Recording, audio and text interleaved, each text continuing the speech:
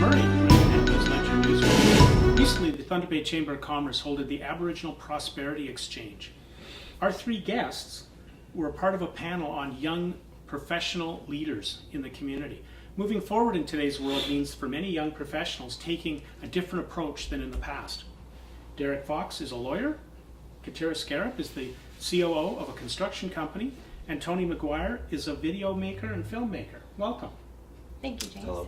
Thank you, James. It's always a challenge sometimes. At the Chamber of Commerce, the event was very emotional.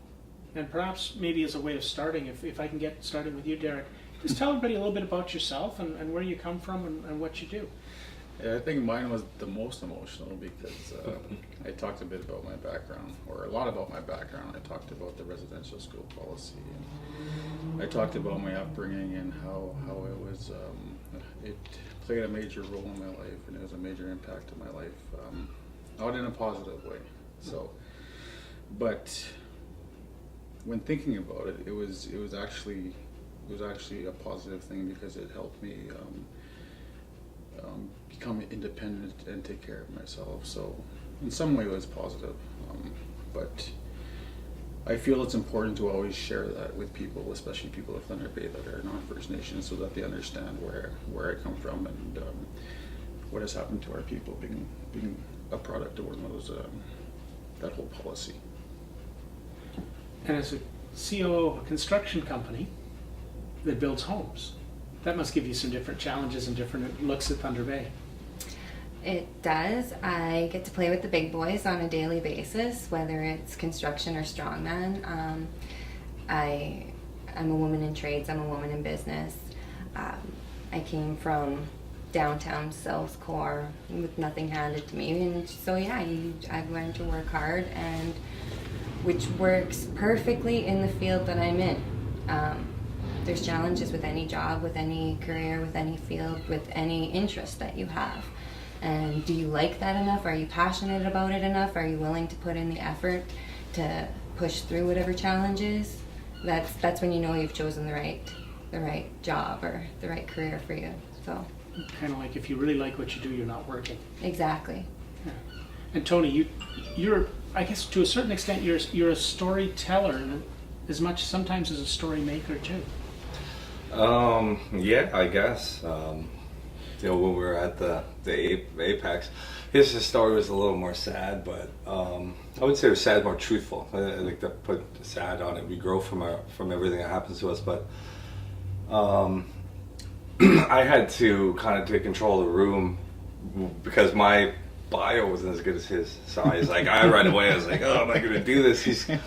It's like his bio was University of Toronto, went to University of Saskatchewan, flies in and parachutes in food to children, and then it's Knit socks for kittens. knitting socks for children, and he's brought some for everyone in the room, by the way. And then here I am, and Tony likes kittens and hats. And I was, so in a way, and it's for me, life's more interesting because the stories of my family are so interesting and so varied.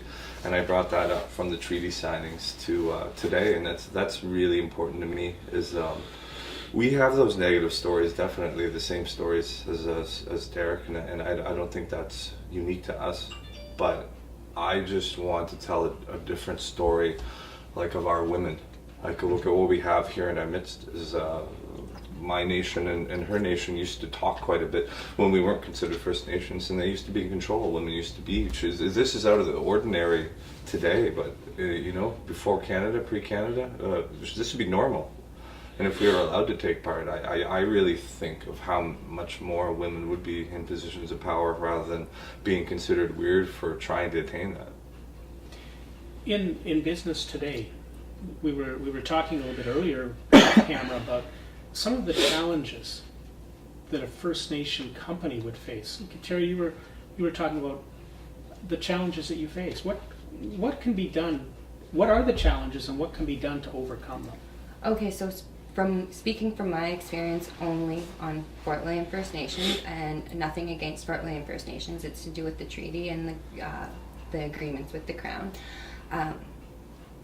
Whether you're a homeowner or a business owner, when you're on a reserve in Ontario, right now, Fort William First Nations, the most you can get for a mortgage is $125,000. That's the absolute most that RBC will approve you for. That's if you're purchasing a house or if you're building. If you already own your house, you cannot access your equity the way any other homeowner anywhere else can. With your business, if you have a property that your business is run on, you cannot leverage that equity of the worth of your building. So things like that, for me in construction and a lot of other business owners, your properties are your net worth. Yes. And you use them and you need them and you go to the banks with them. So that's one of the biggest challenges I could see for running a company, or especially my type of company, on a reserve. And unfortunately, yes, I do operate a lot off reserve because of things like that. So. And Derek, as a lawyer, you're not doing criminal law. You're doing what kind of law? Doing a lot of civil litigation, so it's a type of storytelling also, because you need to draft your claim in a way that the other side is going to understand what you're talking about. The judge is going to understand what you're talking about, but when you go to court, you need to be able to express your claim. So you're trying to convince people that your client is actually right, or so on. But the other areas are Aboriginal law, business law, and business law is a lot of what Kateri is talking about, and it's got to do with business partnerships and tax breaks, and we try to get that for our clients. And one of the issues that I raised was chiefs and councils, which change every 2 to 3 years. So that's an issue with businesses when it comes to doing business with the First Nations. You know, like if I'm a business owner, I question jumping into a partnership with a First Nation if the chief and council is going to get changed, and they say we don't want that. We're going to get rid of this whole deal. That's it. So it's something that we need to address, and it's something that First Nations people and companies and the businesses of Thunder Bay need to work with and actually just educate each other on. So, okay. Yeah. And we're going to take a short break. I'll be right back. I'm going to answer the door. I got a camera there. Do you wish you had more choices when it comes to flying to and from your community? Or maybe you have a need for charter services to get a group to an event? Or how about shipping a parcel to a family member or friend? Whatever your air transportation needs, North Star Air is here to serve you. Call 1-844-633-6294 to book your travels with North Star Air, or book online at northstarair.ca. And we're back. Derek, you were talking about the issues with law and First Nations. Not so much the issues with law and First Nations, it's more the issues with business and First Nations, and I think that was a large part of that Apex event is to bring First Nations people together, First Nations business owners, and then the business owners of Thunder Bay, and it's just it was a chance to educate each other. So I think I was actually telling somebody that within the next decade, I'm hoping that Thunder Bay becomes a place that's known for First Nations and non-First Nations working together, rather than be known for one of the most racist places in This is released Canada, today. which was released. I think there's some Today. stats released Yeah. today. Yeah, so We will have the murder capital of Canada this year from last year's murders, and knock wood, there's been none so far this year. Topping the Stats Canada on hate crimes, we're 7 times the number of police reported hate crimes in Thunder Bay. It's something that we really, as a complete community, have to be working to fix. yeah, I honestly believe there's 2 things that build relationships, and that's sports, like when you're playing hockey or baseball, whatever, with people, and the other is business. Yeah. And that's going to build a lot of relationships. So, yeah. Tony, when you're working on issues in the city and beyond, because with what you do, you're all over the place. What challenges do you find in Thunder Bay? I don't really, I don't ascribe to challenges in terms of media. Like, there's certain people who get more contracts than other people, and I think that's true of any business that's more established than other businesses. So those challenges, the challenge for me is really to put more challenge on myself to kind of achieve higher and higher quality levels, to reach higher pinnacles of success and recognition. Like when we first started this, it's like I was saying at the Apex, I started this on a whim, and I convinced a friend to buy a camera, just, it was similar to yours, and now, like 6 years later, we're shooting on Hollywood level cameras, and it was only a year ago we didn't know how to use that Hollywood level camera. When we got it, it came in a box. It didn't have a battery. You know what I mean? Now I ended up buying batteries, and but they came in so it was like 3 weeks until we could use it, and then I found out it had a PL mount lens, and I had to get an EF Nikon mount. Like I had to do all this stuff, and then we figured out how to properly expose, and now we're doing national level videos. So it's like that constant ambition to strive is my challenge I put on myself, because if I were to focus on the challenges that Aboriginals face in Thunder Bay, that'd be a long day for me, and I just don't really have time for that, I guess. It's just because I can do it myself, I guess. But I'm not. This is unique to me, though. Yeah. This isn't. There's other issues faced by other people. So, What do you find? As far as The opportunities that you can do in Thunder Bay doing business. oh my God, the opportunities are endless. Doesn't matter what your ethnicity or background or anything. My great-great-great-grandfather moved here, or one of them, from Italy, and he started a construction company when he got here, and he was 19 at the time, and that was as Port Arthur was being built. Thunder Bay, Port Arthur, Fort William were built on all ethnicities following their dreams and developing their dreams. You can still do that here. A lot of people, there's hate, it doesn't matter where you go, you're gonna hear negative comments about your city, about people, about certain kinds of people, about certain jobs that people have. It doesn't matter. Thunder Bay is full of opportunity. We live in a beautiful, beautiful area. One of my favorite things is to go exploring. I don't get to travel much. Being a business owner, most of our money goes back into the business. So what we do is we explore Thunder Bay, and we explore places that are within a half hour or an hour drive of here, and it is absolutely gorgeous. When we were at the Apex there last week, there's a lot of businesses that are focusing their energy in this area. Not because it's dying and not because it's stagnant. It's because they see opportunity here and they see room for growth. So the Apex is a perfect example of looking for new ways to grow business and looking for new ways to promote, first of all, the Aboriginal culture and the contribution that we have. I know when the bridge burnt for our reserve, we had a community meeting on Fort William First Nations, and there was business owners from Westport that were saying that their profits dropped 10%, or that their sales dropped 10%. So just really, that's what I see. I see opportunity. I see everyone contributing and having the ability to contribute, and I would rather focus on those things. I promote business. I encourage people to follow their dreams always, and that's what I prefer to look at.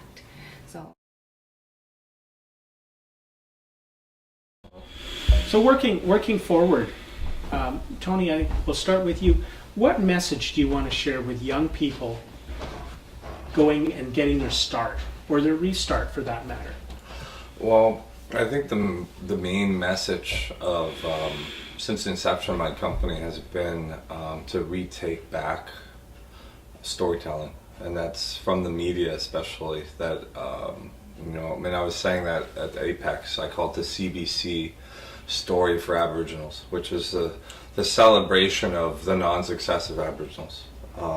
It's, every story has got to be about housing not being built, corruption. It's got to be about drug use or abuse. It's got to be about reservation schools. It's always got to be something. But we never have those moments that every other culture on planet Earth has, seemingly. And if you as a non-Aboriginal start to hang around with Aboriginals, you find out we're the happiest people on the planet.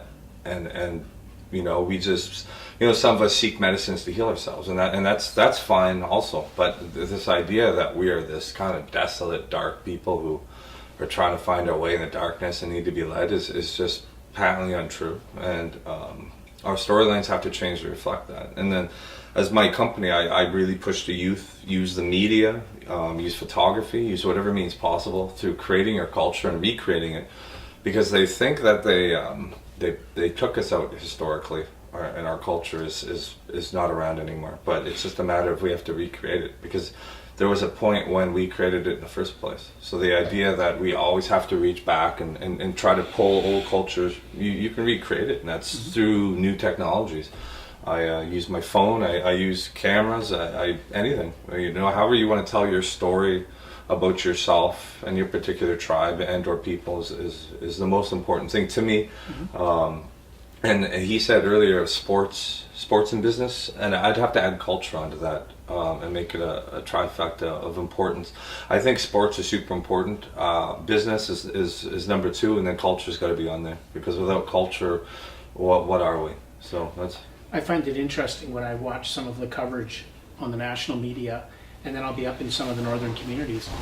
And yeah, you could probably find the tattered Canadian flag, but next door will be a beautiful house with a brand new flag flying, and it's, why did you choose that one? There's a reason. You know, there's a reason. There's a reason why. And I tend to go the other way around. We'll show the cool one, right? And it's always fun to see. Kateri, your turn. For what I would like to see going forward, Yeah. or okay, so my whole life is built on building and developing your dreams. I take thoughts out of my head and I put them on paper and I make my little drawing, and then within 2 or 3 months I can walk through my drawing physically. That's an incredible feeling. I've watched many people from many different backgrounds, whether it's rich, poor, Aboriginal, Italian, anything, build up from nothing and turn it into something great. So my message would be, whatever you want to do, you can do it. Whatever you enjoy doing, you can find a way to turn that profitable.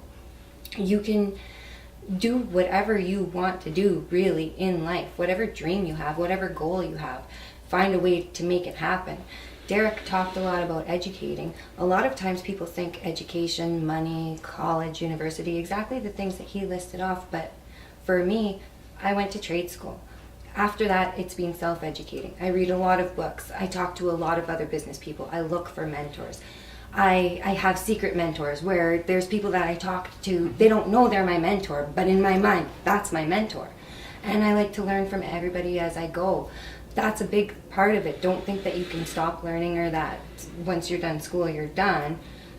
If you truly want something, that would be my message, is find a way to make it happen, and you will find success with that.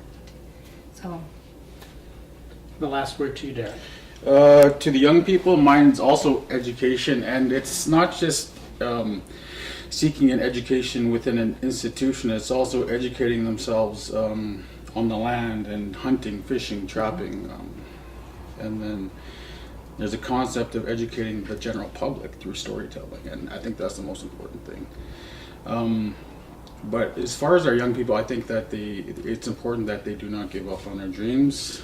There's going to be tons and tons of obstacles, racism, loss of family members, and so on. You know, it's just a part of our life, and I think that they just need to keep going with their dreams. And I know personally that things are going to get hard. They get hard this past week even. So it's just a part of life. It's ups and downs, and it's just a matter of sticking with your goal and pursuing.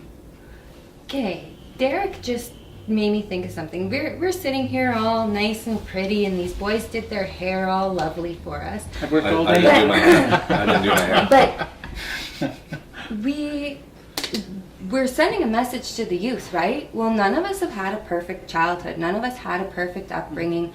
Like I said, I grew up downtown. I'm not sure where these two grew up, or Close, on Brody Street. I know Derek and I, we went to St. Pat's together, and I'm related to him somehow, some way. My mom figured it out, but none of us have had that perfect fairy tale upbringing or beginning. And when you look at us now as the successful people that we are, it's hard for a youth to see how they can relate to us.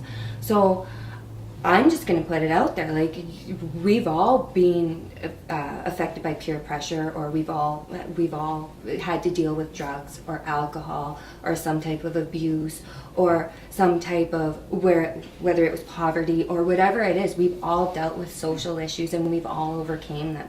And I just wanted to make sure that we touch on that too. Like, if we're sending a message to the youth, that's an important message. We've all had our trials and tribulations. This has not been an easy road at all for any of us to get to where we are. You sitting there, any of us.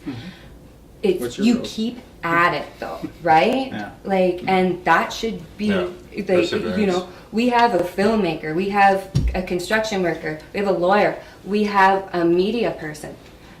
Nobody handed any of this to any of us. It was all self-created. So I just think, like, if we're sitting here, it's like, what are the problems that you faced and how did you get through? Like, maybe that's something that we should just touch on. Oh, a you little mean bit. that we should talk about that? Yeah, like, we're sitting here. How many opportunities do we have like this? Like, yes, we'll keep it brief so people do pay attention, but at the same time, like, I feel it's important that we show a realness to this. Give her, Tony. We do hip hop shows, so we're gonna keep it real. Occasionally, I do hip hop shows. Yeah, no, I understand what you mean. I inform my storytelling from it, right? It's a certain element of realness that I bring to, and will bring to, because when we do our first full-length film, that'll be out roughly December, January. No. And what's the name of the film? Quick, sneak it in there. You're going to sneak it all in. Oh, it's a working title, but it's Doreen right now. But there's a certain realness that comes in my stories. That's you know, I can easily talk to people in the streets outside here. I spent some of my childhood growing up there as a teen. I grew up in Sault Ste. Marie. I grew up in Wawa. I don't necessarily, you know, it used to be really important for me to tell people that, eh? Like, I used to torture my working class parents with that. They always put food on the table. Yeah, we were in poverty, but they were working class. I used to think it was so cool, because I was like, I come from a hip hop background, so it was always so cool to be like, yeah, man, I grew up poor, man, you know. But then they were like bugged. They was like, we worked hard to even get you. You're alive, aren't you? That's what they say. You're alive, aren't you? And now that I've worked and I'm you know, and as a filmmaker, you're always close to poverty. But now that I'm recognized, and that's like in my stories, but I don't necessarily view that as the way that I would tell kids. Like, I was one of you, and now here's my way out, and it's important that I'm one of you. I think the stories just speak for itself. Like, I just want to tell a different story, and that continues on a different story that I think other people can touch on. And I know where you're coming from. And yes, I did grow up rough and everything, but that's not something I'm trying to focus on and really tell. So, like, maybe for someone who's not in a film background, it might be better You to get talk to tell about. your story all the time. I get to make up yeah. a new story and make new role models, Yeah. and I get to create positive and to reach back into history and yank out stories that kids in poverty don't know about that they can use as role models. But they don't need to hear another Indian who was on the street, got involved in drugs and alcohol, knew gang people, and then overcame it. I think that's just not the story I'm trying to tell, like, as a filmmaker. But for someone in a law background, it might be more important to say that. But for me, I've done my storytelling on that one. But For myself, it was the biggest one I remember is just as a kid is waking up, and I think I was in grade 2 or grade 3. I can't recall, but it was walking downstairs and seeing a floor full of passed out people. Oh, yeah. And the smell of empty beer bottles, Yeah, smell cigarettes, Yeah, and, that's smell. you know. And I think that happened all the time though. And if you know Ogden, there's a store there called Nippers. Right? Yeah. So I would go and dig around the people's pockets that were passed out and look for change just so that I had lunch money. But there was other incidents where I was afraid to go home, and it was probably minus 20, minus 30. It was like February, March, and there was a party inside my house. So I'd go sleep in the back shed, and because I didn't want to go inside my house. So I'd find ways to do things, and that's what led to my hockey, my schooling. I absolutely loved reading. I just got lost in the books. I had a wild imagination. I got into my writing. All through my whole childhood, I just read, and I wrote stories, and it's helped today because I've had some of my writings published on CBC, and I love storytelling also. There's a lot of stories to be heard out there still in the North. So I think it was a very positive impact in my life, but at the same time it was a bad time in my life, and I had to go through a period of my late teens, and this led to my hockey, right? Because I was playing hockey so much, I got really good at hockey, so I ended up playing in the Ontario Hockey League for the Sioux Greyhounds, and I was a high draft pick, all that stuff. But I had all this baggage with me, so I was drinking. So it was just a matter of I was just saying mean things to people, and I wasn't who I was. So I went through a period of where I was just acting out in anger, and I don't know if it was a cause of my childhood. Like I was I think I was about 6 or 5, and I think I look at my kids, and I'm such a good father to them. I would never expose them to that kind of lifestyle, and I can't imagine them being exposed to that. So I was pretty small when that happened. So that has to affect everybody who's had to live that life. So I began to acknowledge that was affecting my life from the late teens to my late 20s. That's when I started to realize that, hey, I got a lot of baggage that I need to deal with. So I stopped drinking, and I focused on being a good father to my 2 sons. I was like, my sons are not going to have that kind of upbringing. They're not going to have a bad childhood because they're not. I don't want them to go through what I had to go through. So, and I'm always open to share that. I've shared that with so many people, and it's very important because it's had a large part to do with my success. So, yeah, I feel okay with sharing. And you know what? Like, we all have like our different stories, and we have different feelings regarding telling them. And I totally understand what you're saying, because for me, my mom was young when she had me. She was a teenager, so I had to learn how to tell that fact without being offensive to her, because she was, for her age, she was a really good mom. And I was very lucky and blessed that my grandparents were, they were okay with it, and they allowed her to stay at home, and they helped to raise me. And she finished school, and she finished college, and she got a job, and we were still living at Grandma and Grandpa's house, and they're helping to raise me. And it was one of the best things that could have ever happened to me, because when I did turn into a teenager and I hit the regular things that every teenager has to deal with, at least I had like Grandma and Grandpa's and my mom's teachings from when I was a kid. Yeah, we didn't have a lot of money. Yeah, we grew up down the road, but there was a ton of love. And one of my cousins came in here, just sitting over there. She knows Grandma and Grandpa. They adopt everybody, and that's what they taught us all, is that same kind of love for everybody. So that I had to learn how to tell my story without offending my mom also. And but it's what makes us too. And the only reason why I brought that up was because I know people look at what we post on Facebook or what's on our websites, or when they see us in the news or whatever, and they see this shiny, polished version of us. Really? This is him polished! For real, it's him polished. But no, you know what I'm saying though, right? Where I just wanted to make sure, like, there's an understanding here that it was... Yeah. Nothing is perfect. We all have very different stories, and... That's amazing what you say about love, is that I had my grandparents also up in Bearskin Lake First Nation.